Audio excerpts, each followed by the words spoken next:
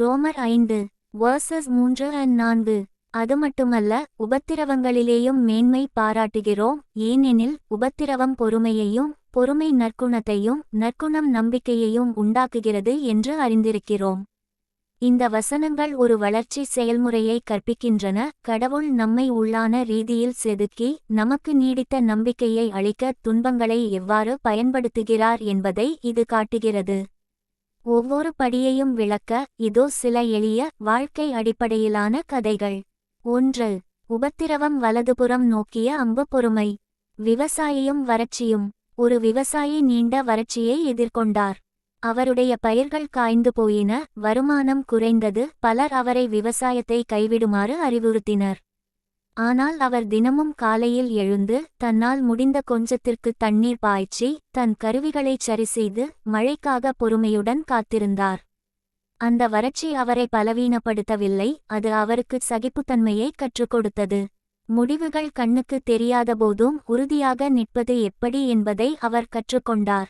பாடம்: வாழ்க்கை கடினமாக இருக்கும்போது தொடர்ந்து முன்னேற உபத்திரவம் நமக்கு பயிற்சி அளிக்கிறது.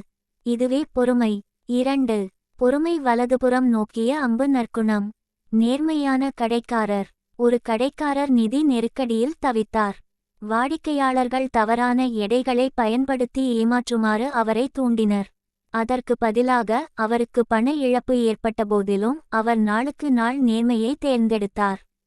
காலப்போக்கில் மக்கள் அவரை ஆழமாக நம்பினார்கள்.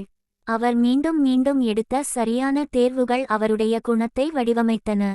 பாடம்: சரியானதைச் செய்வதில் காட்டும் பொறுமை வலிமையான, தெய்வீக குணத்தை உருவாக்குகிறது.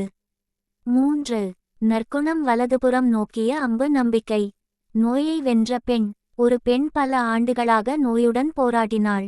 கண்ணீர், பின்னடைவுகள், பயம் என அனைத்தும் இருந்தன. ஆனால் அந்த போராட்டத்தின் மூலம் அவள் பொறுமை, தாழ்மை, நன்றியுணர்வு மற்றும் விசுவாசத்தை கற்றுக்கொண்டாள். பின்னர் புதிய சோதனைகள் வந்தபோது அவள் பயப்படவில்லை. அவளுக்கு நம்பிக்கை இருந்தது, ஏனென்றால் கடவுள் இதற்கு முன்பு தன்னை எப்படி தாங்கினார் என்பதை அவள் கண்டிருந்தாள். பாடம்: நம்முடைய குணம் கடவுளால் செதுக்கப்படும்போது எதிர்காலம் அவருடைய கைகளில் பாதுகாப்பாக இருக்கிறது என்ற நம்பிக்கை நமக்கு உருவாகிறது. 4.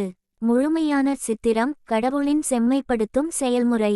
குயவனும் களிமண்ணும். ஒரு அழகான பானையாக மாறுவதற்கு முன்பு களிமண் அழுத்தப்பட்டு, வடிவமைக்கப்பட்டு, சூடுபடுத்தப்பட வேண்டும். அழுத்தம் மற்றும் நெருப்பு இல்லாமல் அது உடையக்கூடியதாகவே இருக்கும். அதேபோல் உபத்திரவம் நம்மை அழுத்துகிறது, பொறுமை நம்மை நிலைநிறுத்துகிறது.